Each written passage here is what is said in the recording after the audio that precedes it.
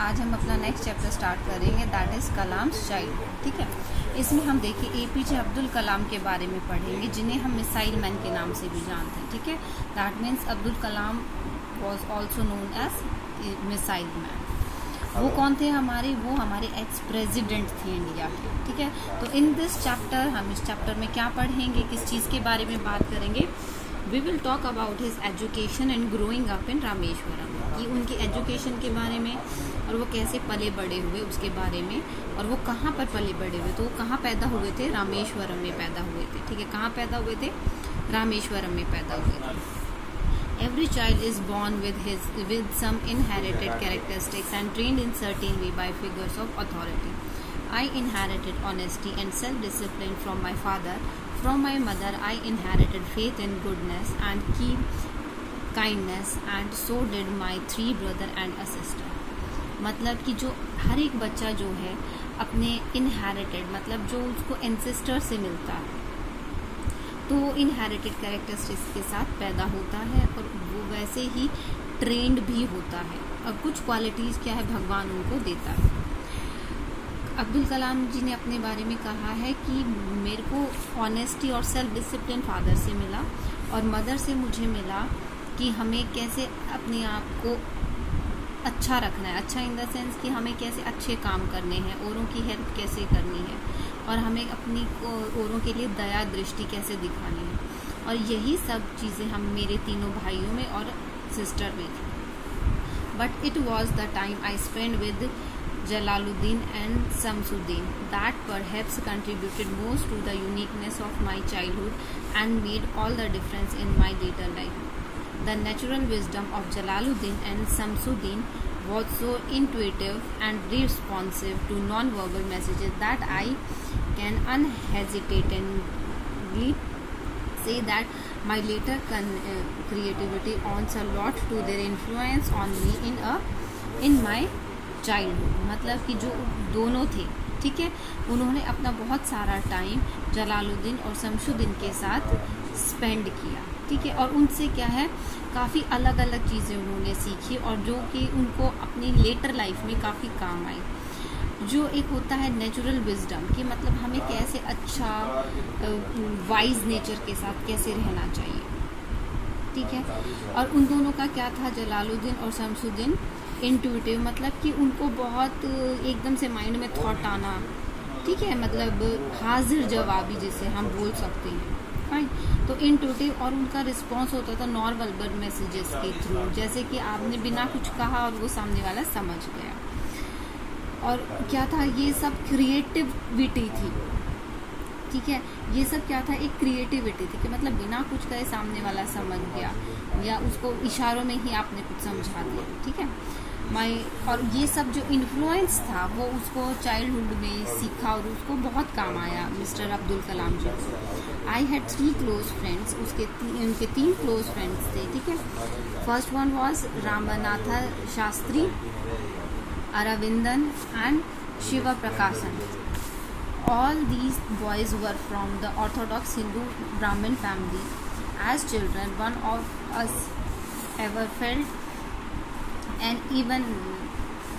felt any difference amongst ourselves because of our religious difference and upbringing. In fact, Ramanatha Shastri was the son of Pakhi Lakshmana Shastri, the high priest of the Rameshwaram temple. मतलब उनके 3 friends थे। ठीक है, और वो तीनों क्या थे, हिंदू ऑर्थोडॉक्स फैमिली के थे। ऑर्थोडॉक्स मतलब कि जो आपके बहुत ट्रेडिशनल रूढ़िवादी सोच के लोग होते हैं। ठीक है, वो उस फैमिली से बिलोंग करते थे। तो लेकिन बचपन में क्या था, हम वो सब बच्चे थे तीनों, वो और डॉक्टर APJ अब्दुल कलाम। तो बचपन में उन्हें कभी आपस में कोई डिफरेंस नहीं लगता था कि वो रिलीजियस की वजह से डिफरेंट हैं या उनकी अलग अलग तरीके से परवरिश हो रही है। और हालांकि जो रामनाथ शास्त्री था वो एक बहुत बड़े प्रीस्ट का बेटा था, मतलब बहुत बड़े जो पादरी पुजारी होते हैं उनका बेटा था। ठीक है, रामेश्वरम टेम्पल में। लेटर ऑन उसके बाद जो उनके रामेश्वरम टेम्पल में उसके फादर को मतलब जैसे होता है ना कि प्रीस्ट का बेटा प्रीस्ट बन गया, वो हिसाब। तो किंग का बेटा किंग बन गया। तो वही था कि पाखी लक्ष्मण शास्त्री का बेटा रामनाथ शास्त्री जो था, अब वो भी क्या था, प्रीस्टहुड वही रामेश्वरम टेम्पल में देख रेख करने लगा था। अरविंदन जो था वो बिजनेस में एंगेज हो गया था। किस चीज़ का बिजनेस था? ट्रांसपोर्टेशन का, जो पिलग्रिम्स आते थे उनको घुमाने का, ठीक है, क्योंकि ट्रांसपोर्ट अरेंज करता था। और शिव प्रकाशन जो थे वो किस चीज़ में बिजी हो गए थे? वो कैटरिंग कॉन्ट्रैक्ट में बिजी हो गए थे। कहाँ? सदर्न रेलवे में, ठीक है।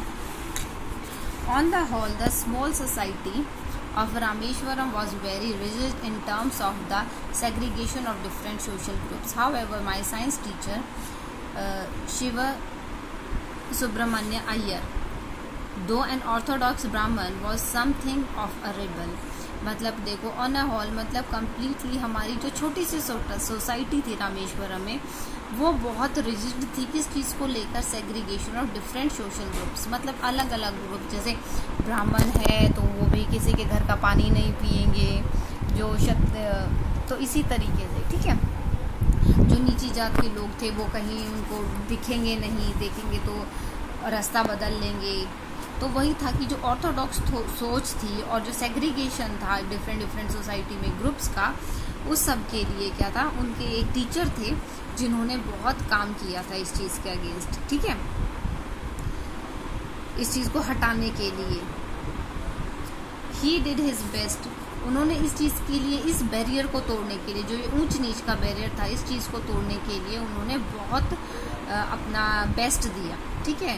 ही गिव हिज बेस्ट, ताकि क्या तो लोग आपस में मिलजुल कर रह सकें। He used to spend hours with me and would say, वो बहुत घंटों तक उनके साथ टाइम स्पेंड करते थे और वो कलाम को कहते थे कि Kalam, I want you to develop so that you are on par with the highly educated people of the big society, कि आप इतना पढ़ो, अच्छे से अपने आप को ऐसे डेवलप करो कि जो हाई सोसाइटी के लोग हैं या जो हाई एजुकेटेड, मतलब हाई सोसाइटी नहीं, हाईली एजुकेटेड पीपल जो हैं, आप उनके बराबरी तक पहुंच सको। जैसे ही वर्ल्ड वॉर सेकेंड ख़त्म हुआ, इंडिया जो था वो फ्री हो गया, ठीक है। फ्रीडम होने का मतलब हो ही गया था कि India will now about to free. तो Indian will build their own India, कि इंडिया अपना खुद से एक नया इंडिया बनाएंगे, गांधी जी ने डिक्लेयर कर दिया था। जो पूरी कंट्री थी वो एक उत्साह के साथ भर गई थी, पॉजिटिव, ठीक है, कि मतलब जो उनमें पहले इतना जोश कभी नहीं दिखा था, लेकिन वो अब दिख रहा था। अनप्रेसिडेंटेड, मतलब पहले कभी ना दिखने वाला। उन्होंने अपने फादर से पूछा और परमिशन ली कि मैं रामेश्वरम छोड़कर जा सकता हूँ क्या, दूसरे हेडक्वार्टर्स डिस्ट्रिक्ट में जो रामनाथपुरम है, ठीक है, मतलब वो रामेश्वरम से रामनाथपुरम में अपनी हायर स्टडीज़ के लिए आना चाहते थे। तो उन्होंने अपने फादर से परमिशन मांगी, ठीक है। तो उनके फादर ने क्या कहा कि Abdul, I know you have to go away to grow, कि मैं जानता हूँ कि तुम बाहर दूर जाना चाहती हो, ठीक है।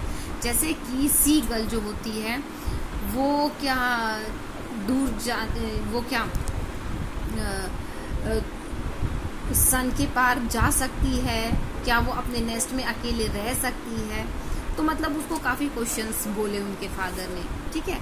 लेकिन क्या है, you must forgo your longing for the land of your memories to move into the dwelling place of your greater desire, मतलब कि हाँ तुम जा सकते हो, तुम यहाँ से काफ़ी दूर भी जा सकते हो पढ़ने के लिए, तुम अपने ड्वेलिंग प्लेस मतलब जहाँ आप रहते हो, ठीक है, अपने डिज़ायर्स को पूरा करने के लिए आपको अपने ड्वेलिंग प्लेस से आगे बढ़ना होगा, ठीक है।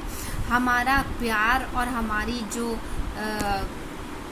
ज़रूरतें हैं वो तुम्हें उस चीज़ के लिए बांध कर नहीं रख सकती, मतलब कि हम अपनी खुशी के लिए या अपनी ज़रूरतों के लिए ही सिर्फ तुमको बाइंड करके नहीं रखेंगे, जो तुम्हें करना है तुम वो कर सकते हो, ठीक है। उन्होंने उसकी मदर को भी बोला, ठीक है, एग्जाम्पल्स के साथ कि your children are not your children, तुम्हारे बच्चे सिर्फ तुम्हारे ही बच्चे नहीं हैं, वो बेटा और बेटी हैं किसके, मतलब कि वो कुछ नया करना चाहते हैं, लाइफ्स लॉन्गिंग फॉर इटसेल्फ, कि वो कुछ ऐसा करना चाहते हैं कि वो सबके लिए कुछ करें, सिर्फ वो अपने लिए ही नहीं जीना चाहते।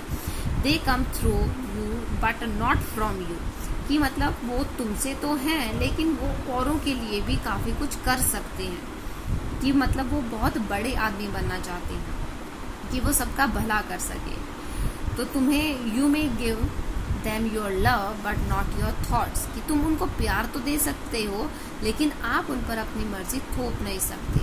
For they have their own thoughts, उनके अपने खुद के विचार होंगे, वो अपने, जैसे बोलते हैं ना कि पंख हैं तो तुम उड़ सकते हो, तो आपको अपने पंख खुद बनाने होते हैं। अगर आप कुछ करना चाहते हैं तो लोग आपके साथ होंगे, और ये आपको पता है कि आप अगर कुछ अच्छा करते हैं तो आपके लिए नेगेटिव थॉट्स वाले पीपल भी बहुत होते हैं। Right?